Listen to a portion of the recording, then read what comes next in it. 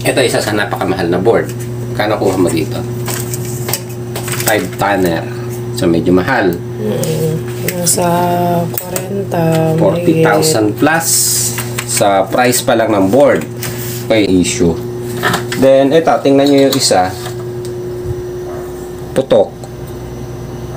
Sa part ng IPM or sa output ng compressor. So, inverter pa rin siya. Ng problema, mahal din yung board.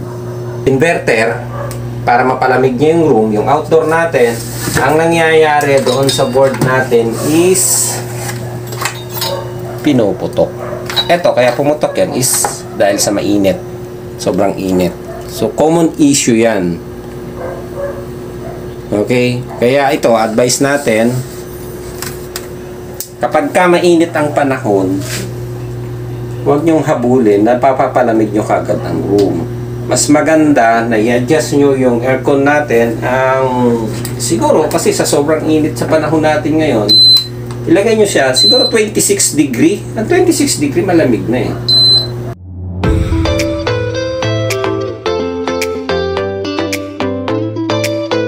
Okay, good day.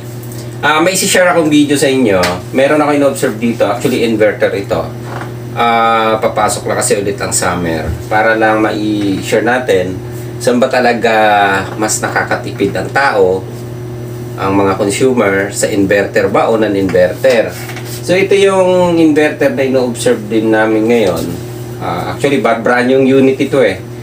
I-install namin baka sa Wednesday pero na-stock sa kanila kaya pinatry muna, pina-obserbahan kung gagana talaga yung unit bago install para sigurado. Ayan, so nakaset ako ng 24 degree and sa labas ko lang actually kinabit yung outdoor. So para ma-monitor natin kung ilang ampere or nakakatipid ba talaga tayo, so susukatan natin ng ampere yung outdoor natin. Okay, so sa labas ko inilagay ang supply nito. So lalabas ako saglit. Tara, labas tayo. Okay, so subukan natin i-adjust kasi malamig na yung room natin. Kumbaga naabot na niya yung 24 degree dito sa room. Subukan natin siyang i-adjust ng mas mababa. Yun. So, ibaba natin sa pinakamababa para makita natin. Ayan, 17 degree ang pinakasagad niya dito sa remote natin. So, 17 degree. Tingnan natin kung nag-full speed. Ayan, so nasa 23 degree ang ating room. So, hinahabol niya na lumamig. Okay, so nilagay ko siya sa setting ng 17 na. So, lalabas ulit tayo. Magbubukas na naman tayo ng pinto. Isang pinto. Dami natin pinto, no? Kapakikabit.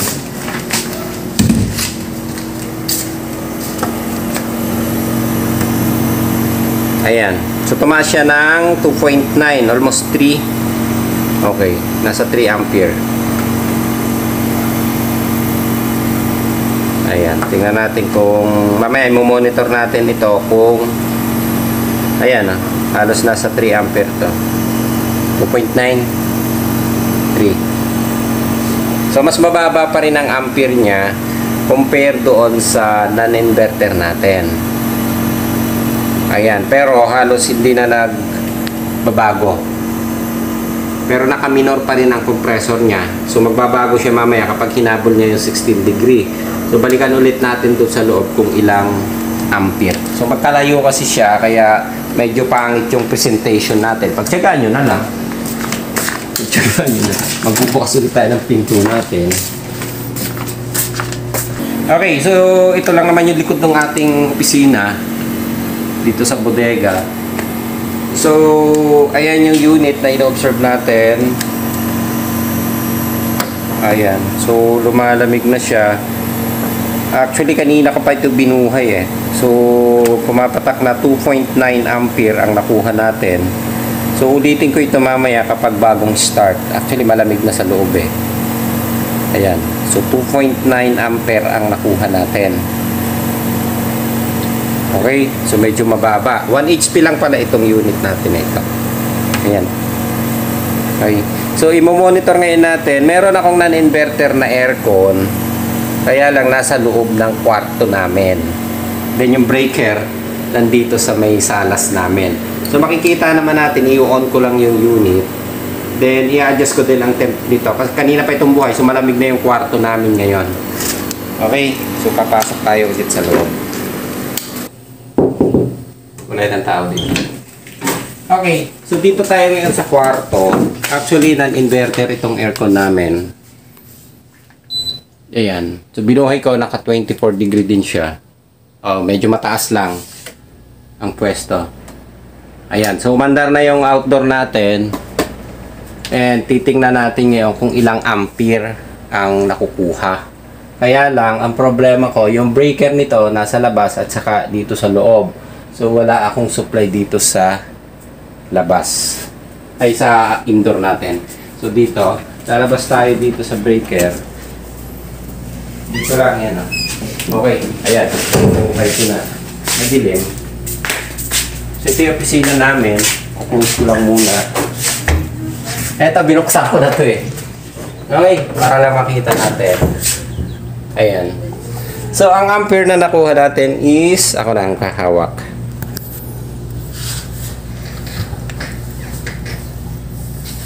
3.4. Okay, yung sa kanina is 2.9. Okay, nasa 2.9. Pero kanina pang umaandar yon dahil ino-observe namin. Ayan.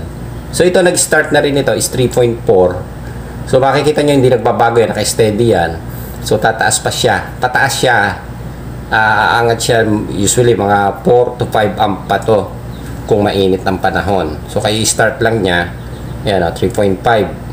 So, hindi pa umiinit ang condenser niyan. Okay? Ayan. So, halos hindi siya nagkakaiba doon sa 1 HP na inverter natin. Ayan. Okay. So, lalabas ulit tayo doon sa... papasok tayo sa opisina. Pasok tayo dito ulit sa opisina. Ayan. So, malamig na dito sa opisina. Mabilis siyang napalamig kasi kanina pa rin naman natin ini-on ito. 24 degree din yung ating ayan. So, tingnan natin kung ilang degree na ayan o. 23.6 ang nakukuha na natin. So, nandito kasi yung hangin eh. Ayan. So, halos nag-automatic na siya. O nag-minor na yung compressor natin. Ayan o. 24.3 ayan. So, balikan lang ulit natin yung ampere. Naiwan ko yata yung clamp tester ko doon o. Sige, diyan ka lang.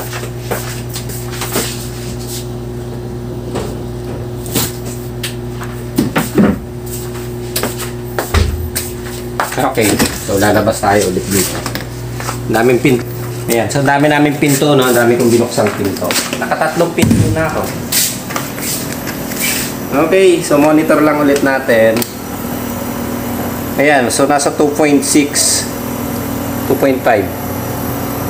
Pero naka-minor na ang compressor nito.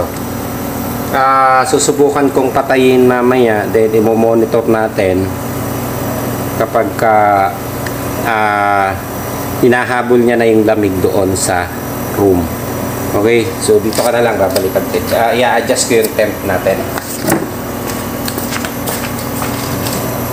Ayan. Ay, dito. Nasa 3.7.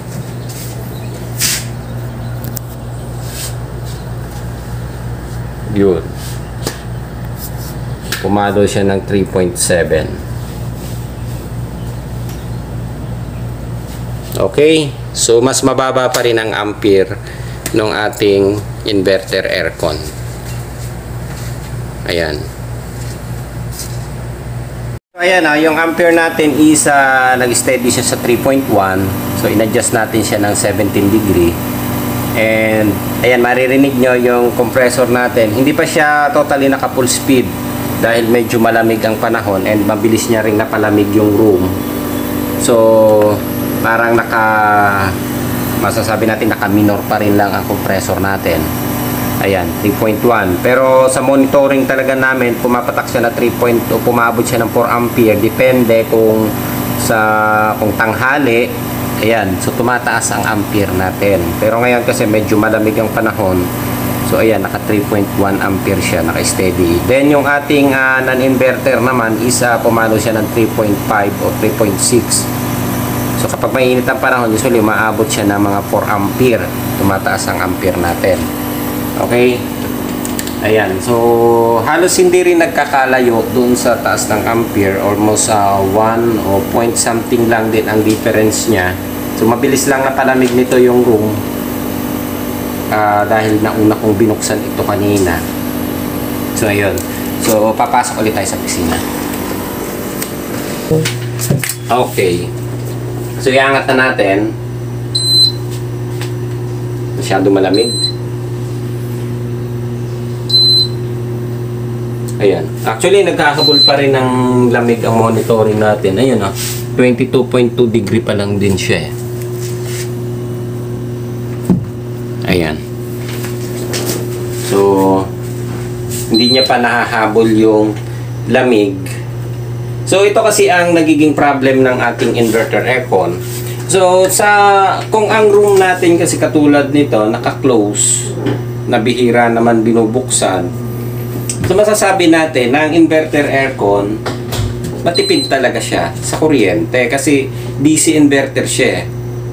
So, mas mababa ang ampere. So, based sa monitoring natin sa ampere at saka based din naman sa bill na dumadating sa atin kapag inverter aircon, so nakakapag-reduce tayo. So, ang nagiging problem kasi natin kapag ang inverter aircon is ginamit sa commercial.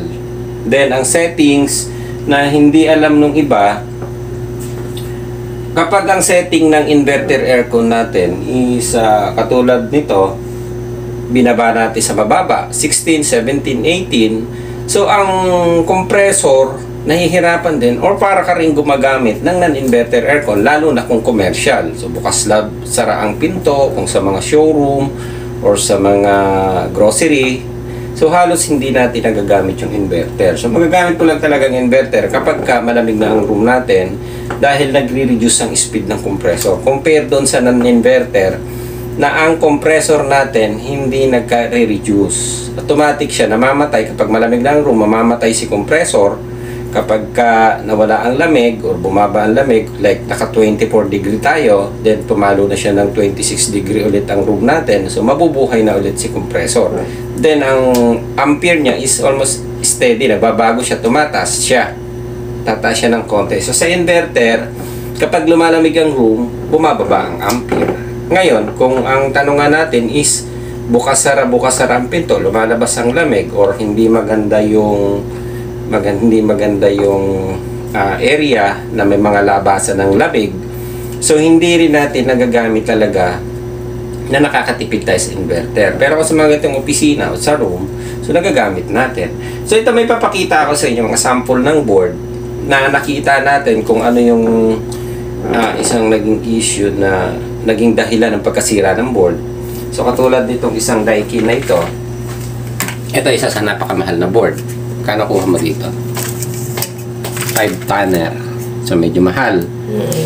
Nasa 40. 40,000 plus sa price pa lang ng board. Okay, so napakamahal. So makikita natin yan kasi dito. Usually pumuputok dyan or pumuputok sa part ng IPM. Ayan. Okay. Ayun, ewan kung makikita natin, mapopokus. So medyo pagka ganito ng trouble, replacement talaga to pabagsak. Ang problema is 3 days pa lang daw nagagamit ito. Then nagkaroon na naman ng issue. Then ito, tingnan nyo yung isa. Putok sa part ng IPM or sa output ng compressor. So inverter pa rin siya. Ang problema, mahal din yung board. Katulad nito, kung hindi ka ESC or tawag dito, bibili ka ng board, may kamahalan. And syempre, service pa ng technician. So medyo magastos si inverter kung masasabi natin na hindi natin alam kung paano talaga gagamitin. Kaya sinasabi natin, kapag ka summer time, katulad ngayon, papasok na ang summer, kapag ka ang aircon natin is naiinitan tayo like, sa room, so ang gagawin natin a-adjust natin yung ating temperature, katulad ng gagawin natin, dahil naiinitan tayo, galing tayo sa labas, so mainit. Pagpasok natin sa room, gusto natin malamig. Ayan. Katulad dito, binaba ko sa 20 degree. So sa tingin nyo, sa init ng panahon natin, mapapalamig niya kagad ng 20 degree. So matatagalan. So ngayon, panahon natin, medyo malamig dito sa amin, kaya yung 20 degree dito, mabilis niyang nakukuha. Kung inilagay ko sa 20, at saka medyo maliit yung room natin.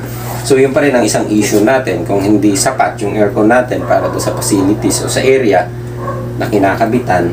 So tawag dito, pwersado ang aircon. So ang nangyayari nga dyan, kapag pwersado ang aircon, like naghahabol si inverter para mapalamig niya yung room, yung outdoor natin, ang nangyayari doon sa board natin is pinuputok. Eto, kaya pumutok yan is dahil sa mainit. Sobrang init. So common issue yan. Okay? Kaya ito, advice natin, kapag ka mainit ang panahon, huwag nyong habulin na papapalamig nyo kagad ang room. Mas maganda na i-adjust nyo yung aircon natin siguro kasi sa sobrang init sa panahon natin ngayon, ilagay nyo siya siguro 26 degree. Ang 26 degree malamig na eh. Mas okay na siguro ilagay natin sa 26 degree, at least malamig. Kaysa naman ilagay natin sa mababang temp. Kaya mapapansin nyo, pinakamarami at pinakamadalas laging sira ang aircon is sa time ng summer. Ang pinakamarami nasisira inverter. Kasi hindi niya kinakaya. Yung board natin, hindi kinakaya yung requirements ng room natin na palalamigin. Ilalagay natin sa 16 degree. Ang room natin, hindi naman kaya palamigin ng 16 degree. Ngayon, kung hindi lumamig ang room natin sa 16 degree, di andar ng andar, ang compressor natin na inverter is naka full speed. Hindi siya katulad ng non-inverter. Kung hindi siya umabot sa 16 degree, ginawa din natin 16 degree. So, ang ampere niya is, siguro kung mainit sa labas, tataas ng konti. O tataas ng mas mataas. Kaya lang, bibigay sa kanya is possible is compressor or capacitor. So, sa inverter aircon, na katulad nito, ang pwedeng bumigay, marami. Electronic part niya, compressor, fan, lahat pwede magka-problema. So, yun lang ang difference niya. Pero dun sa konsumo ng kuryente, mas matipid talaga din si inverter. So, based na naman sa experience, at saka based about monthly bill na natatanggap natin, yung nag-inverter aircon, mas mababa talaga, mas bumaba. Kaya lang, mas magastos. Yun yung consequences na nangyayari. So, patulad ng nangyari dito, hindi natin masabi na ang naging issue is palpak yung nagkabit or palpak yung technician. So, hindi natin masasabi na ganun. Kasi ang naging issue niya, ang nagka-problema is doon sa part ng papunta ng IPM section din or sa supply ng compressor. Yung ginamit na pumutok papunta dito. So, maaaring dahil galing ng showroom, so maaaring na puwersa o napaandar siya. May ginawa na rin kami. Marami kaming issue na nagagawa na ganito. So, ganun ang nangyayari. Bumibigay talaga ang board. So, bibigay. Katulad niyan, halos masunog ang board. Ito naman, restaurant. So, napuwersa din. Yan din, ganyan din ang nangyayari. Halos pinuputok niya ang board. Hindi kinakaya yung requirements ng room natin, hindi kinakaya ng ating outdoor board o yung outdoor unit natin dahil hinahabol niya yung lamig eh. Ngayon, kung mainit ang panahon at ang setting natin is 25 or sabihin natin nag 26 tayo, mas pabilis niyang na re-reach o na papalamig yung room. So yung ating board at saka yung outdoor compressor natin or outdoor unit nagmi-minor or bumabagal ang andar ng compressor. So, bumababa ang ampere natin. Kapag bumaba at nag-reduce ang ampere natin, yung init, kaya may malalaking heatsink yan eh. Yung init ng heatsink natin at init ng mga spare parts nito at init ng ating IC, nagre-reduce siya. Nagpapahinga. Kahit papano, nakakapagpahinga siya. Kaysa doon sa pinagtrabaho natin siya ng pinagtrabaho dahil hinahabol niya yung 17, 18 o 16 degree doon sa room. So, nangyayari yan, sumusobrang init na yung ating outdoor. Kaya nangyayari is pinuputok. So, kahit na sabihin nating branded yung aircon, tulad nito, pinuputok pa rin siya. So, masisira lang din talaga. Kaya lang ang problema, syempre, napakamahal ng gastos. So, yan namang mga ganyang bagay is pumapabor sa amin. Kaya lang, syempre, kailangan nating maituro din, may discuss. Ayan. So, okay na siguro tayo dito. So, ang conclusion natin, mas makakatipid pa rin tayo talaga sa inverter kung alam natin gamitin. Okay? So, during advice ko lang to ha, depende naman sa inyo yan. Kung summer, sobrang init ng panahon, huwag nyong i-readjust ang temperature natin sa masyadong mababa kasi hindi kakayanin. Hindi kakayanin ang outdoor natin. So, ang mangyayari, puputok, masisira ang outdoor, ayun, mas magastos. Compare naman sa medyo malamig ang panahon. So, kung medyo malamig ang panahon, medyo kinakaya niya pa kung nag-adjust tayo. And then, dapat tama yung aircon na ginamit natin dun sa room. Mas okay siguro kung inverter is medyo oversized. Kahit naman sa non-inverter Sa panahon natin ngayon, yung pang 1 HP ginagawa na natin 1.5 na area. So, ina-adjust na namin kasi yung init ng panahon usually hindi na kinakaya talaga Ayan. So, mangyayari kapag in-adjust natin ang in-adjust na hinahabol natin yung lamig, gusto natin ng malamig sa room, ang mangyayari, boom! Merry Christmas and Happy New Year ang mangyayari sa board natin. So, pabor sa technician, pabor sa amin. Ang problema, kung hindi mo ma-repair yung board, papalitan. Papapor doon sa supplier. Palit na lang ng bago kasi napakamahal yung board Okay? So, okay na siguro tayo. Ayos!